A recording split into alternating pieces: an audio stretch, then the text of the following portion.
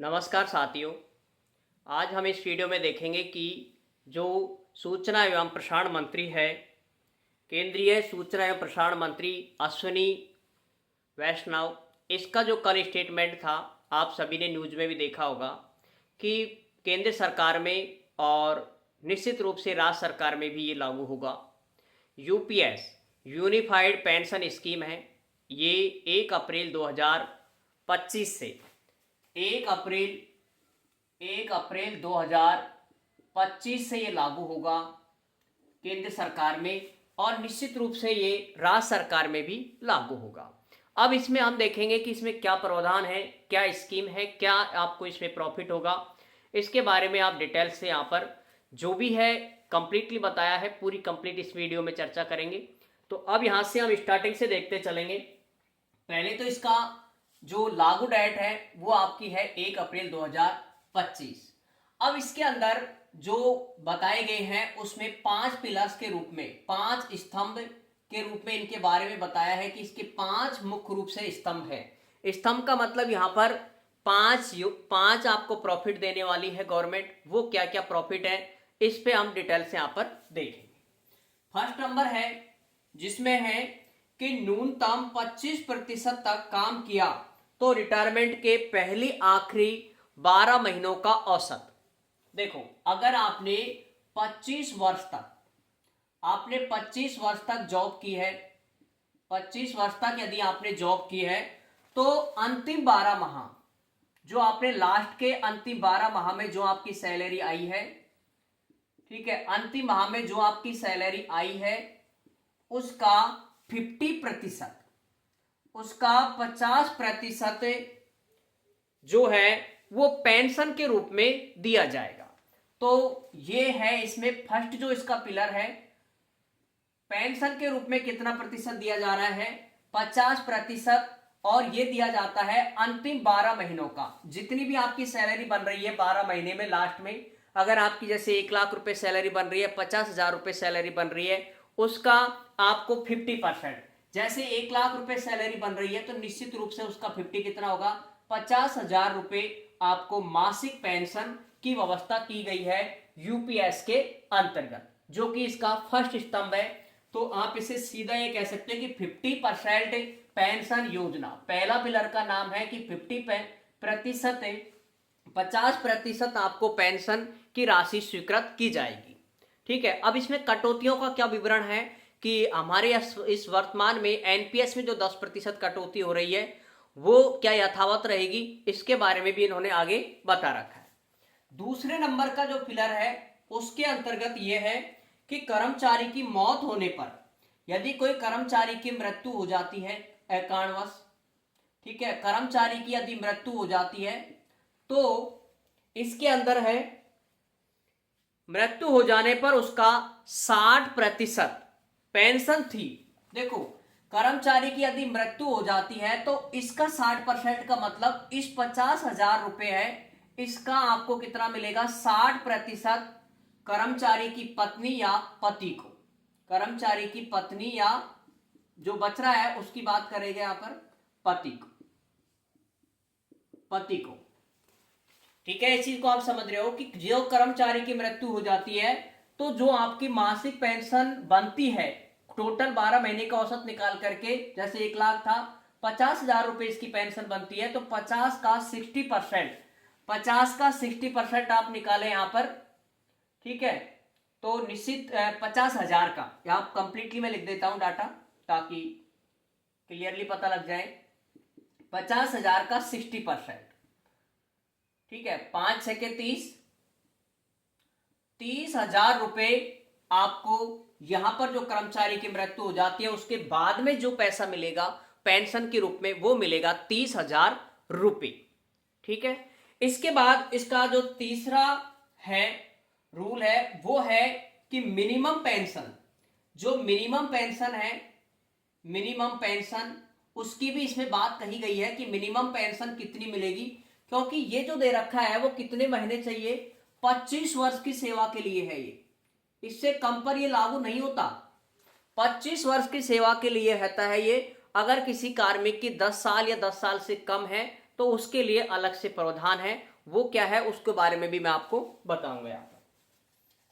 ठीक है, चलो मैं इसके बारे में पहले बता देता हूं तीसरे पिलर से पहले कि अगर आपको 25 वर्ष कंप्लीट नहीं हुए हैं, आपको यदि 10 वर्ष या 10 वर्ष से कम 10 वर्ष से कम यदि आपको हुआ है तो आपका क्या प्रावधान है। इसमें यह बात कही गई है कि 25 साल से कम या 10 साल से कम होने पर उसे प्रोसमेंटल पेंशन मिलेगी, मतलब जो उनकी तय बनेगी वो आपको यहां पर मिल जाएगी, जिसका नाम इन्होंने यहां पर दिया है प्रोपोर्शनेट पेंशन। ये क्या होती है इसके बारे में भी देखें यहां पर, जो आपको अंतिम माह का औसत निकाल करके और जो आपकी मुद्रास्फीति दर बढ़ती है घटती है उसके बेस के आधार पर यहां पर पेंशन मिलेगी, वो पेंशन होगी प्रोपोर्शनेट पेंशन। इसके बाद है तीसरे नंबर पे जो है वो है आपकी minimum pension. Minimum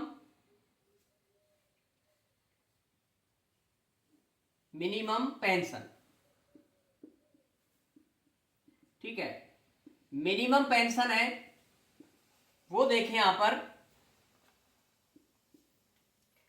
minimum pension की जो बात कही गई है वो आपने अगर 8वां वेतन का वीडियो देखा है तो उसमें भी आप इस चीज को क्लियरली कहा गया है कि 9,000 रुपए मिनिमम होनी चाहिए पेंशन। लेकिन यहां पर जो बात है कि मिनिमम जो पेंशन की बात करता है वो कितनी है यहां पर 10,000 रुपए। 10,000 रुपए यहां पर मिनिमम पेंशन मिलेगी। इससे कम चाहे आपकी सर्विस कितनी भी हो, चाहे आपकी सर्विस 25 साल की हो, चाहे 10 साल की हो या 10 साल से कम हो, 2 साल 5 साल कितने भी साल की हो, आपको मिनिमम जो पेंशन मिलेगी वो मिलेगी 10,000 रुपए। उसके बाद में जैसे आपकी सैलरी के अकॉर्डिंग है वो पेंशन बढ़ती जाएगी। ये इसका तीसरा पिलर था। और चौथा जो पिलर की हम बात करते हैं वो यहां पर देख सकते हैं।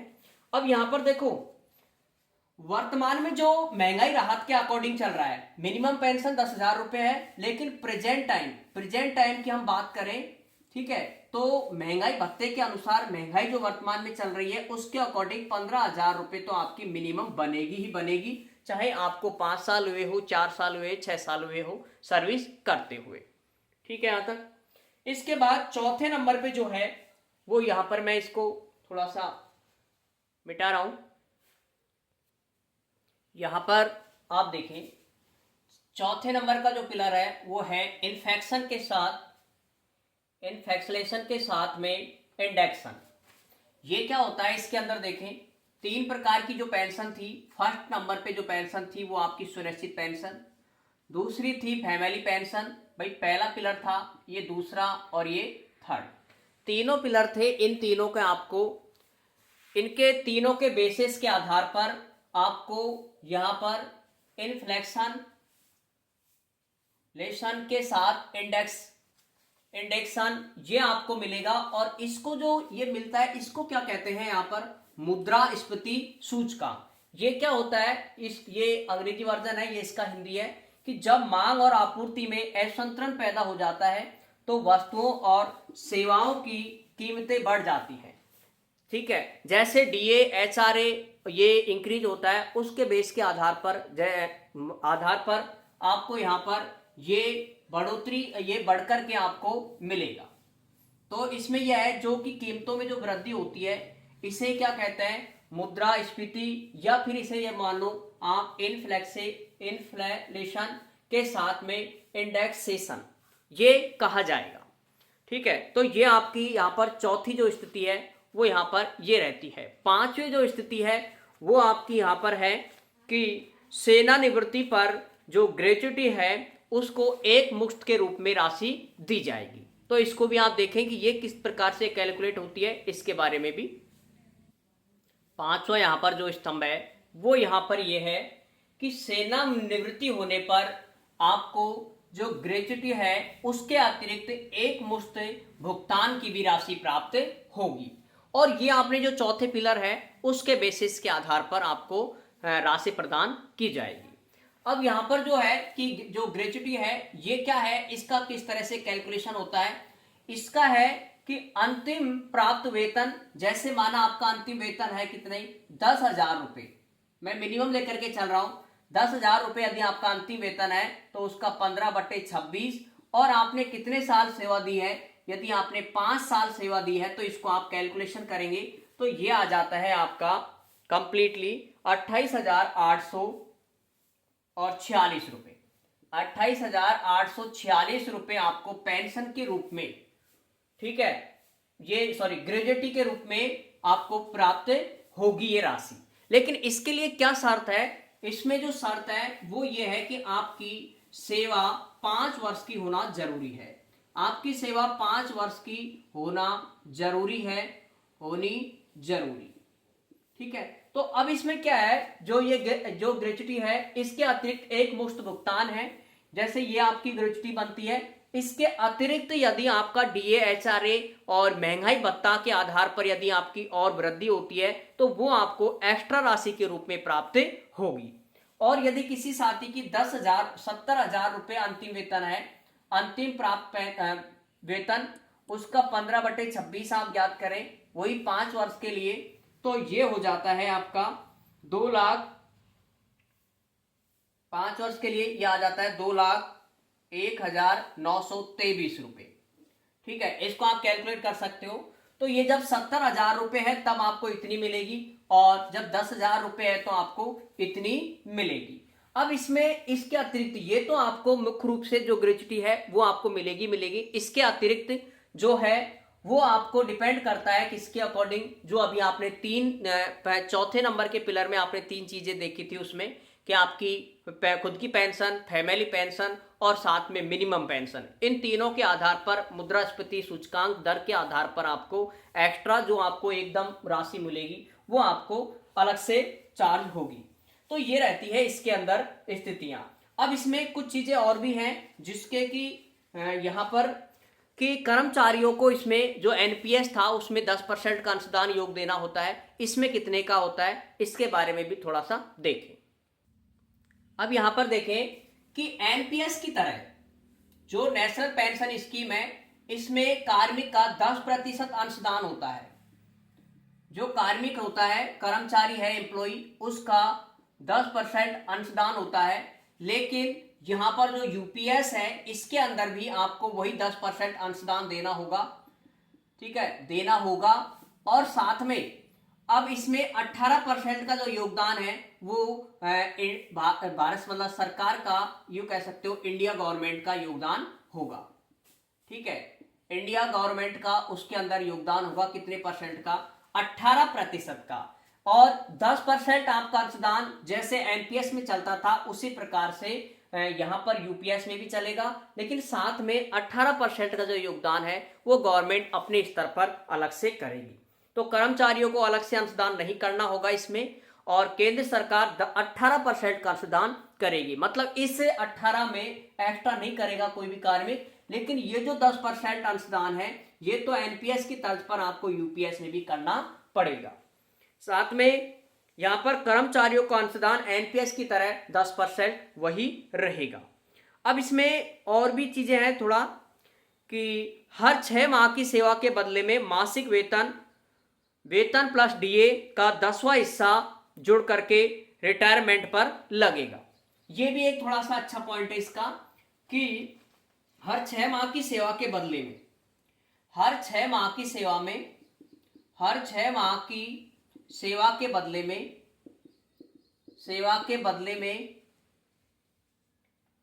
मासिक वेतन, अब मासिक वेतन में देखो क्या है, वेतन प्लस डीए, ठीक है, का 10वां हिस्सा, इसका 10वां हिस्सा जुड़ करके रिटायरमेंट पर मिलेगा। यह भी इसमें प्रावधान किया गया है, जुड़कर रिटायरमेंट पर मिलेगा, रिटायरमेंट पर मिलेगा। ये बातें थी जो कि आपको ऑफिशियली नोटिफिकेशन के अंतर्गत टेलीग्राम ग्रुप पे भी आपको ऑफिशियली नोटिफिकेशन डला हुआ है, जिसके अंदर ये बातें सारी लिखी गई थी। तो दोस्तों अब निश्चित रूप से गवर्नमेंट 1 अप्रैल 2025 से यूपीएस लागू हो जाएगा। अब इसमें एक चीज का एक प्रावधान और किया गया है कि आप चाहे तो एनपीएस का यूज ले सकते हो और चाहे तो आप यूपीएस में जा सकते हो। इसमें आपको पूरी तरह से प्रतिबंधित नहीं किया गया है अभी तक तो, और बाकी आपको नेक्स्ट वीडियो के अंतर्गत आपको कि एनपीएस में और यूपीएस में और ओपीएस में क्या अंतर है, क्या इनकी अलग अलग सुविधाएं हैं, कौन सा प्रॉफिट का काम करती है ज़्यादा, इसके बारे में मैं आपको डिटेल से नेक्स्ट वीडियो में कंप्लीटली बताऊंगा। इस वीडियो में हमारे जो भी आज की न्यूज़ थी उसको मैंने कंप्लीटली बताने की कोशिश की है पूरी, और फिर भी यदि किसी साथी को डाउट है तो वो कमेंट्स से कर सकता है। ठीक है साथियों, जय हिंद जय भारत।